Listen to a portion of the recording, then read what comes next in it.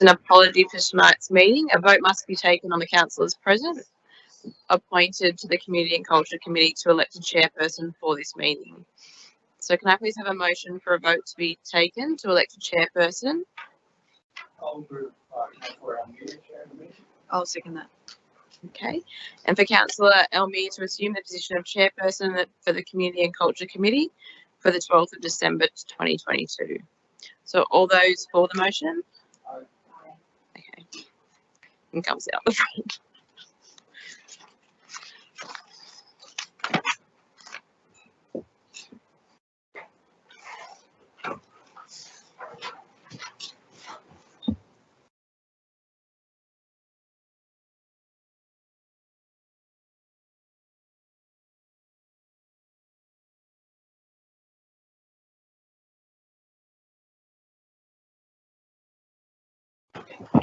Good evening, councillors, and I declare the meeting open at 7:04 p.m. 6:01 p.m. Yes. Thank you.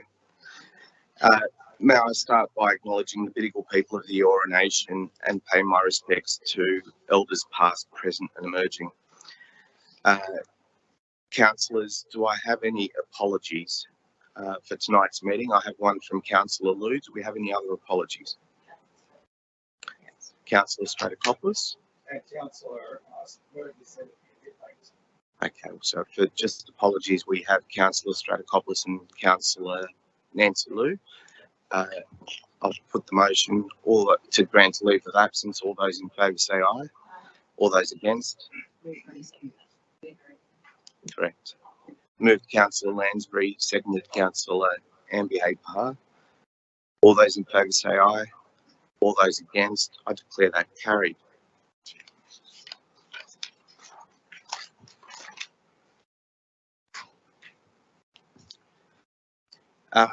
There being no request to attend tonight's meeting by audio-visual link, I move on to live streaming of committee meetings. Staff and public are reminded that this is a meeting which is being recorded for minute-taking purposes and is also being broadcast live to the public on Council's website. In accordance with Section 5 of the Council's Code of Meeting Practice, this recording will be made available on Council's website. The order of business is as shown in the agenda, which has been made available. Staff and public are reminded that this meeting is open. Doors to the meeting room are to be left open unless the meeting moves into a closed confidential session, according to Section 15 of the Code of Meeting Practice. Only if the meeting moves into a closed confidential session will the public broadcasting of the meeting be suspended. Council's Code of Meeting Practice prohibits the electronic recording of meetings without the express permission of Council. Mobile phones must be turned off or to silent during the meeting. Councillors, I move to disclosures of interest. Do I have any disclosures of interest from any councillor? There being none, I'll move on to public forum. In lieu of addressing the council in person, written submission was received by the following member of the public to speak on item COM 04822 on the resident and visitor parking permit report by Anna Dimitriopoulos. The written submission will now be read aloud to the meeting by council staff, noting the 3-minute time limit. Good evening, councillors, and thank you for the opportunity to address the committee tonight. I thank the council staff for the report in tonight's committee meeting paper on resident and visitor parking permits. I am speaking for the amendment of parking permit costs, report name COM 049-22.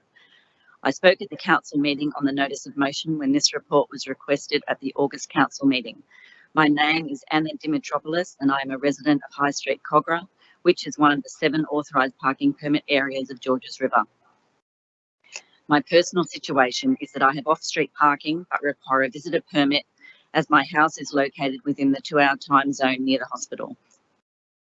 I cannot expect my visitors to keep track of the time they spend visiting my home to ensure that they do not obtain a fine for parking for longer than 2 hours. Sometimes they are even unable to find parking within a suitable distance from my residence. The only reason that I obtain a visitor permit is so that I can provide some comfort to any visitors to my home to ensure that they can enjoy their visit. But in most cases, my visitor pass is used only a few times a year. However, it provides me with peace of mind just to know that I can use it if the need arises. I am supporting option 1, which is $20 for residential 1 and 2 permits, $20 for visitor 1 permit, but would like an amendment to be considered to decrease the price of visitor 2 permit from $100 to a lesser value. Just last year, the original price was $12, and I am prepared to pay $20 for these permits in 2023, which is only a small hike in the price. I have spoken to neighbours who all agree that $20 is a satisfactory payment for these permits, as we all use the visitor pass infrequently. Council should not be profiteering from these permits, as we live in a residential area of the Georges River Council despite living near a hospital precinct.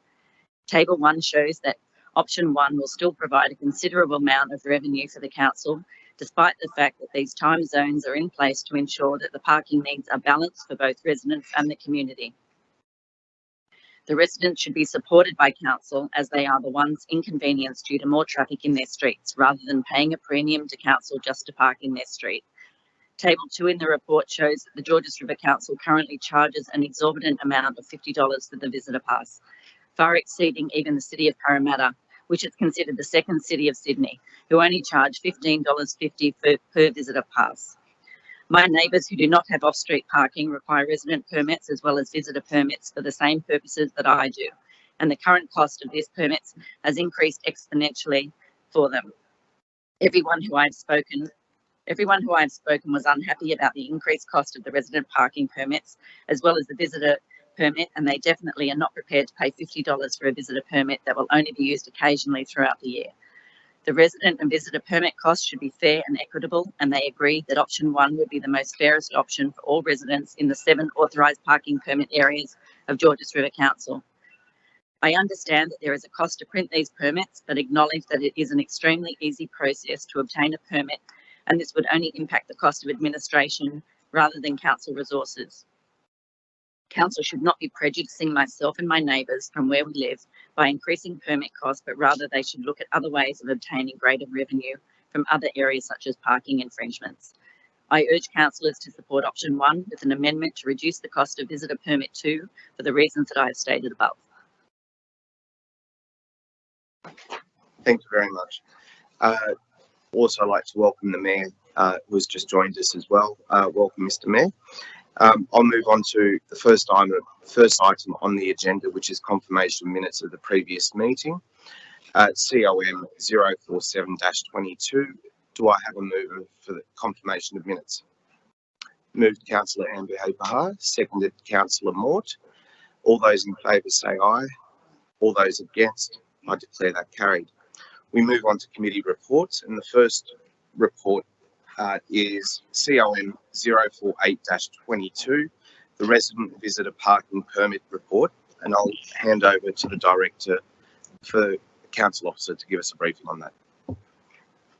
Through you, Mr. Chair, Council resolved at the August 2022 meeting that a report be prepared on implementing a revised fees and charges schedule for resident and visitor parking permits in the 7 authorised parking permit areas of the Georges River Council local government area. The report includes 2 options on a tiered pricing model for the parking permits, which considers a reduced fee for the resident parking permits as outlined in Table 1, the cost of administration of the parking permits, which is approximately $20 per permit, and the comparative parking permit fees of neighbouring councils as seen in Table 2. Also, an important point to note, councillors, is that any revenue generation from parking permit fees assists in the regulation of council's asset programs, including road reshading, traffic investigations, asset condition assessments, and accessibility upgrades. Thank you, councillors. Thank you. Councillor Lansbury. Thank you, Mr. Chair. I'd like to move an amendment to the recommendation that we have before us, if I could.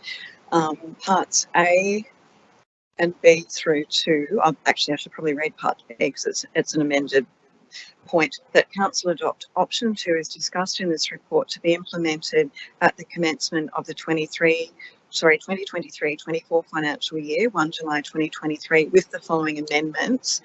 That dot point I, hopefully this is what's reflected up on the screen. The cost of VPP1, the visitor's permit, is $30, and dot point II, the cost of VPP2 permit is $50. And if I can get a seconder, I can speak to that. Second that, Mr. Chair. Seconded, councillor. I was going to second that. Thank you. Look, thank you very much to the council officers for providing this report to us. And also thank you to our speaker earlier tonight, who is somebody who's directly affected by the increase. You know, as a councillor that did actually support the budget when we went through that process a couple of months ago, I do apologise to the residents that have been impacted by what we proposed as council at that point in time. In reality, this sort of residents parking scheme should be a cost neutral service to council. I know that this is still not quite a cost neutral service, and as our council officers have explained in the report, and I think our manager explained just then, there is a cost to council of $20 each time a permit is issued.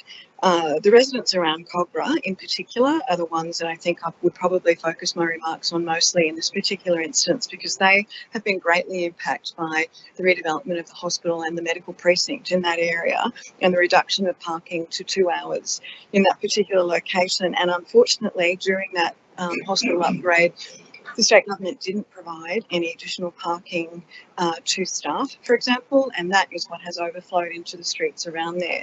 There is, as we all know, you can't sort of turn on the news or read a newspaper without realising the cost of living pressures that everybody is experiencing at the moment, with the increase in energy costs, interest rate rises, and compounding that to residents who, by virtue of just where they live, need to actually pay for the privilege of parking in their street. I just don't think that we can impose an increase on the scale of what has actually been put forward in the report. My maths is very rudimentary. As you remember, Councillor Catras, Mark Platt at Cogra used to refer to his Morris Brothers maths. My Blakehurst High School maths, which is probably not that great. I worked it out. If we had the two resident parking permits at $20 each, and we had the first visitors parking at $30 and the second one at $50, we would still have a surplus of $6,610, which again, I'd be more comfortable if we didn't have to even increase it to that extent, but I understand that we do. So therefore, councillors, I would be recommending that we support option 2 with those amendments as you see on the screen. We have to think of the impact that every cost that we impose on our residents may have. Not everybody is in a position to absorb them, and they go without something else. And I would hate to think that just because you have to pay for parking for your visitors, you're not going to be able to be in a position to do it. I think that $100 is a bit excessive. $20 might be nice, but I think we do actually have to look at that would be completely cost neutral. So therefore, the proposal that I've put forward today considers the cost that would be incurred by council to continue these schemes, which we must have, and if there was any way of expanding them in some areas, I'd love to do that. But for the 7 areas that we've got before us now, I think the visitors' costs of 30 and 50, not everyone is going to agree with that in the community. If I hope that people accept my reasoning for it, just the cost of living pressures in general to our residents, if we can actually reduce them and support these amendments that I've put forward tonight, I think that that's a great step forward in supporting our community. Thank you. Thank you, Councillor Lansbury. Councillor Mort? No worries. Any speaker against? Happy to take another speaker for if you want. Councillor Kunyarski? Thank you, Mr. Chair. Yeah, I fully support the amendment that Councillor Lansbury has put forward, and the initial $100 I think was a little bit high, and bringing that down to $50 for the second visitor will go a long way to providing parking at a reasonable cost for the residents that live around that area where the parking permits are required. And I will also say that your Blakehurst High mathematics was spot on this time, Councillor. Well done. Okay. Any other speakers, councillors? There being none, I'll put the motion. All those in favour say aye. All those against? I declare it carried unanimously.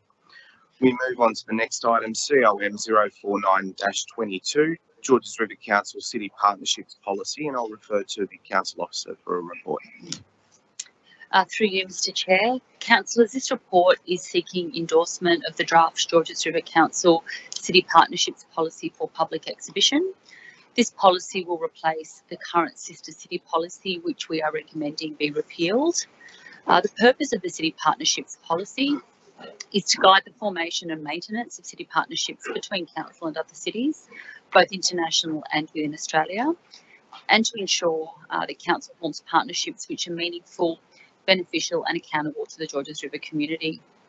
The City Partnerships Policy includes legislative requirements under the Foreign Affairs Scheme that came into effect in December 2020, and also outlines the principles, considerations, process and management of partnerships.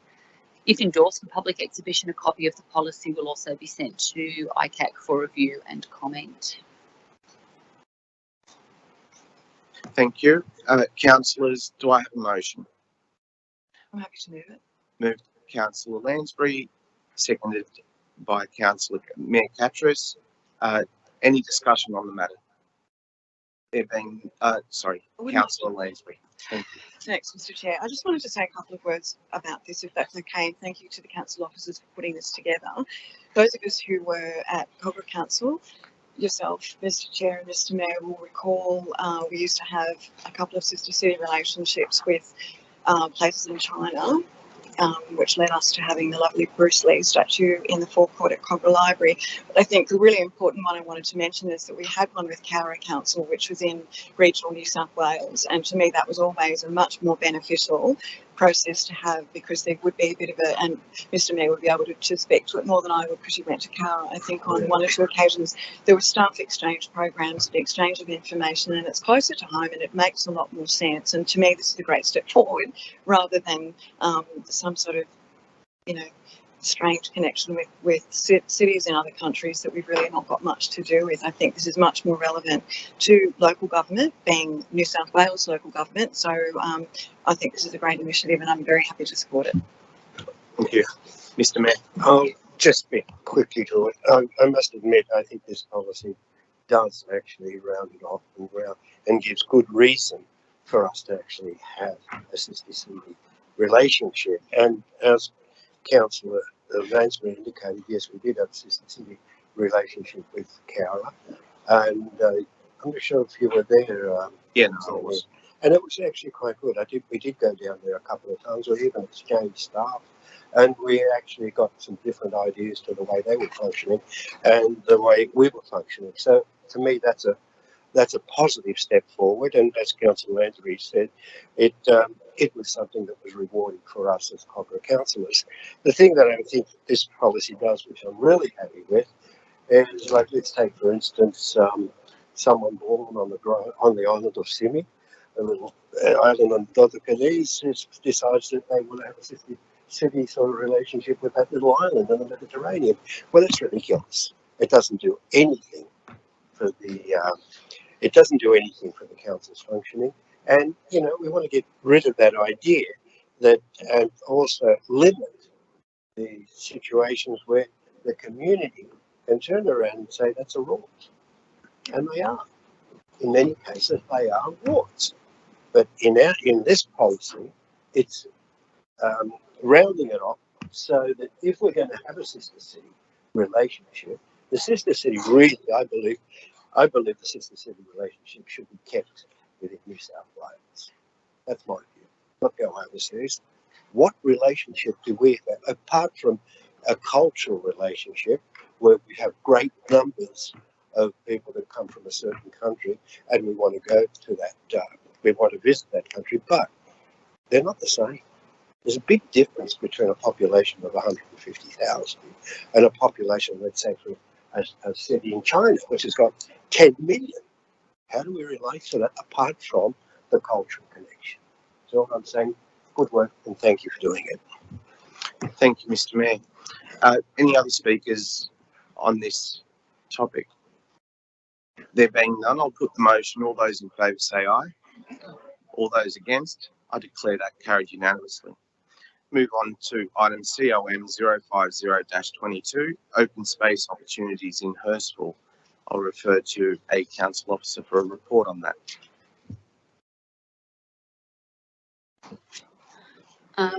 Thank you, Mr. Chairman. So this is a report on open space opportunities in Hurstville, specifically focusing on the town centre, and is in response to the council resolution from the 26th of September this year that called for this report. So a couple of sites have been identified of state government owned land, particularly owned by Transport for New South Wales along Forest Road, which would offer an opportunity for a significant amount of open space, as this is land that's not being fully utilised by Transport for New South Wales. The report also details how we might go about an advocacy program to encourage the state government to work with council to do a more comprehensive study to identify opportunities for open space, as well as then undertaking a strategy to deliver that land as green open space for the growing community of Hurstville. Thank you, Director Weatherly. Mr. Chair. Moved by Councillor Koniarski, seconded by Councillor Smerdley. May I ask a question through you, Sure, Mr. Mayor. Mr. Chair? Ms. Weatherly, I heard a room going on. Sorry. And the room, Sorry, Councillor Catchus, if you could speak into the mic because we can't hear I've you. heard a rumour going around, and that is that the car wash and Nara Lounge and VIP car park, I believe there's an unsolicited proposal for affordable housing. I'm not sure if it's just a rumour or I just like a bit of clarification if anyone knows of anything. So in response to that, what I know is that there is an unsolicited proposal, and for the benefit of the community who are listening as well as other councillors, an unsolicited proposal is when someone other than who owns the land puts forward an idea about how that site can be developed, usually outside the planning system. And I understand in this case that if the state government has, that it may involve some element of affordable housing, but it's primarily a development proposal, including some of this land. But I think all that does is reinforce a view that we actually need more open space. It also reinforces the view that if the state government's prepared to consider this land for development, why wouldn't it consider it for open space? Because it must be surplus to its needs for transport purposes. Follow-up question through the chair.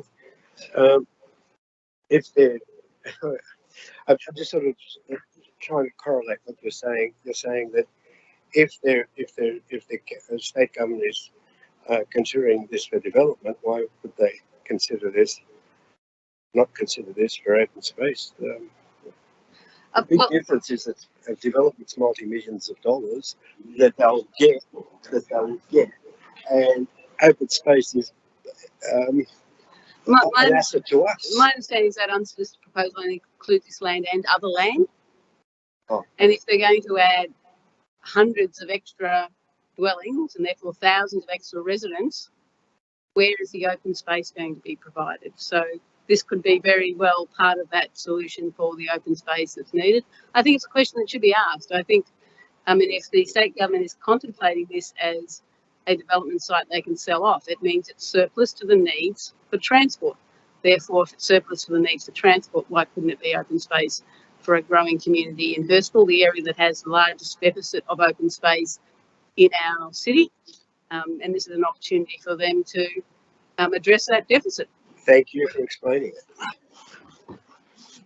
That's very. Councillor Koniarski. Thank you, Mr. Chair.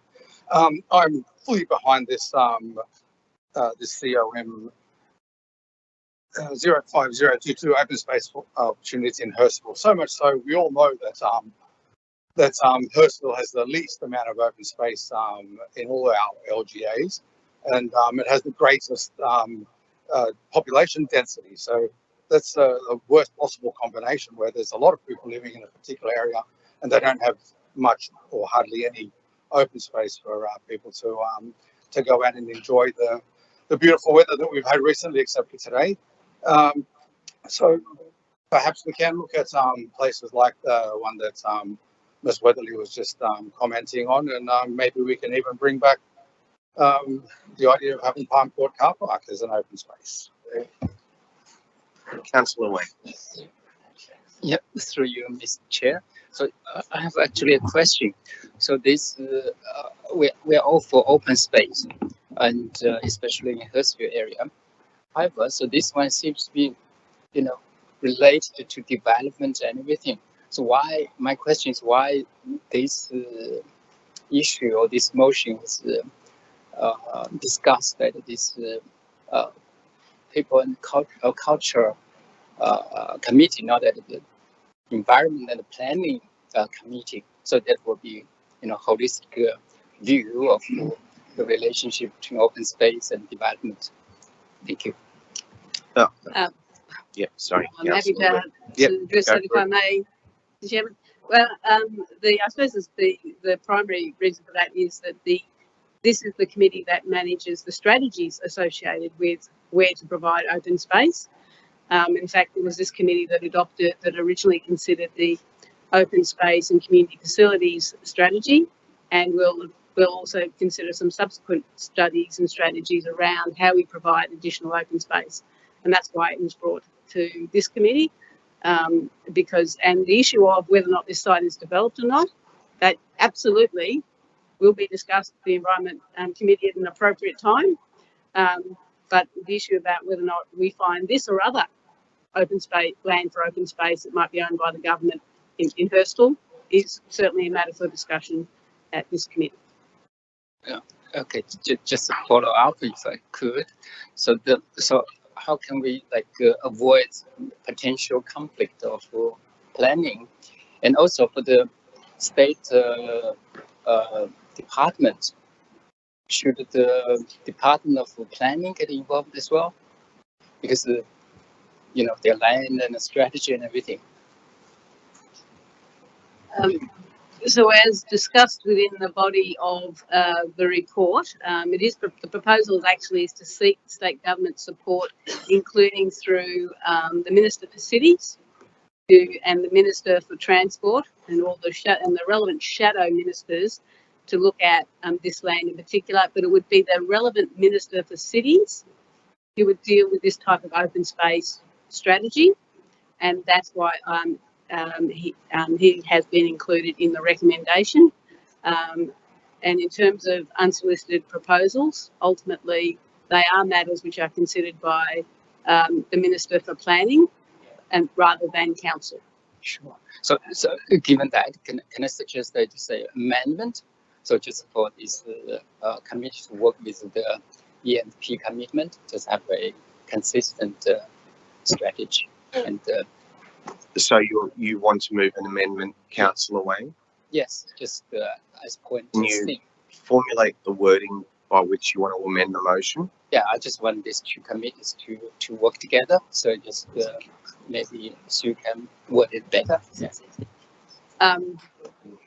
I think I might, that Councillor Wayne, and this may be already to your satisfaction, so I'll just, the motion is already worded as council, so it would be, I guess, assumed that council being any committee on council or the whole chamber in total. So it may already be along those lines of what you're suggesting, because if I were to understand it correctly, you're saying that you want this committee to work alongside the Environment Planning Committee in reaching a conclusion that would benefit the community. And I believe that the word council in that motion is sufficient enough to incorporate and encompass even other committees. So yeah, so I just want to spell out a little bit more, just to avoid any Sure. of the potential, So confusion. I think, do we have a undertaking from directors that that's a process that may already been undertaken? The relevant director of Environment and Planning, who's in the room, so we can speak of her in the first person. And I've already had a chat about this today.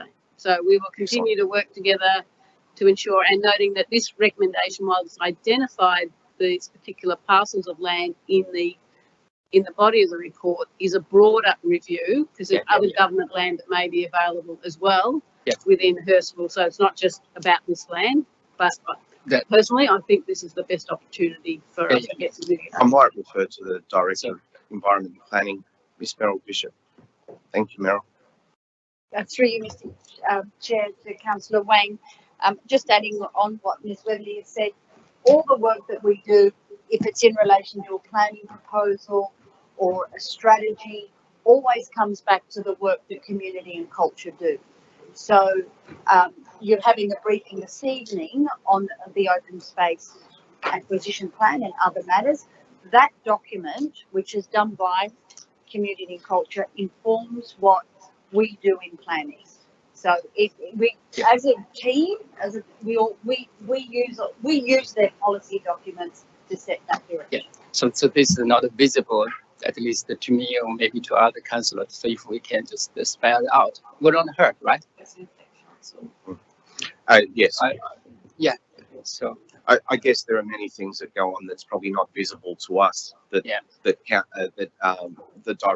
all the directors were mentioning. And so it is sort of encouraging collaboration, between different committees and the councillors and the staff.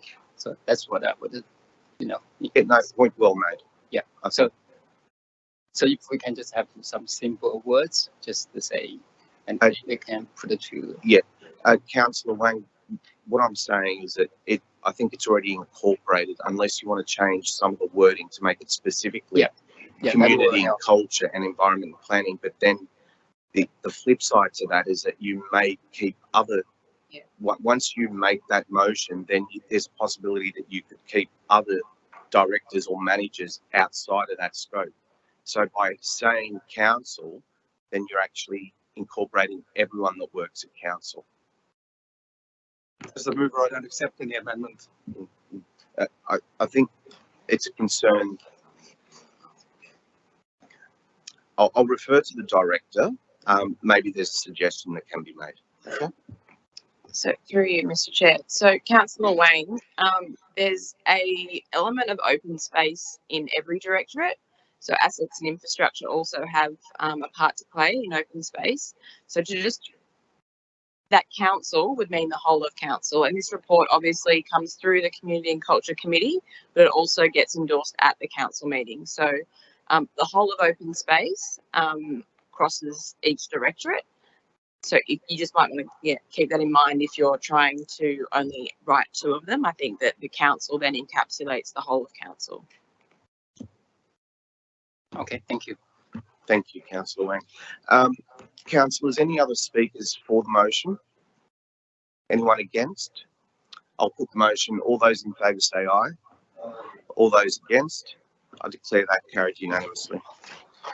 On to item COM 051-22, outgoing sponsorship and donations. To you, Mr. Chair. Thank you.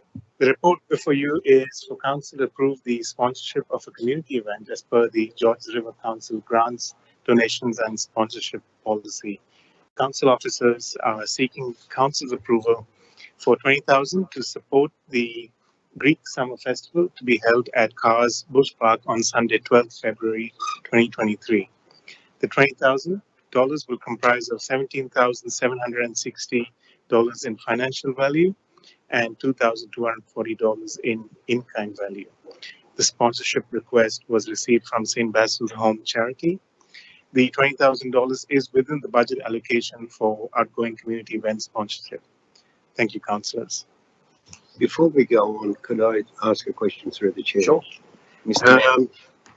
You've actually indicated it's the St. Basil's Home.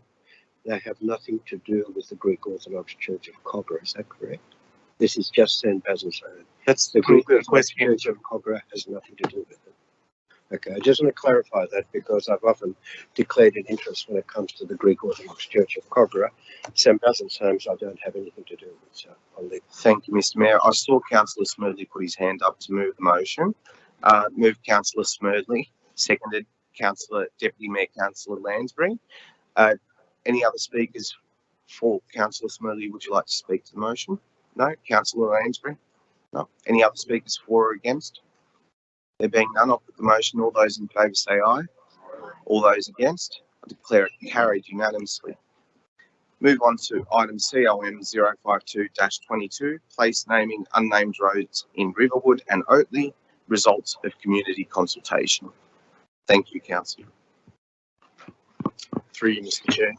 This report presents the results of the community consultation, which was done for the two new road names, and recommends gazettal of those two names.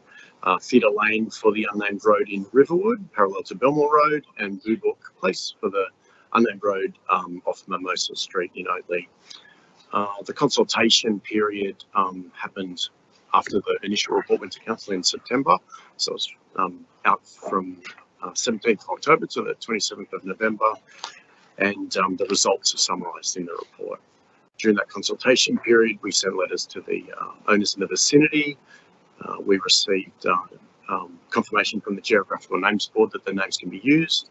No objections to the proposal from the designated public authorities, including the Metropolitan Aboriginal Land Council for the Aboriginal word "buvuk" in the name for Oatley.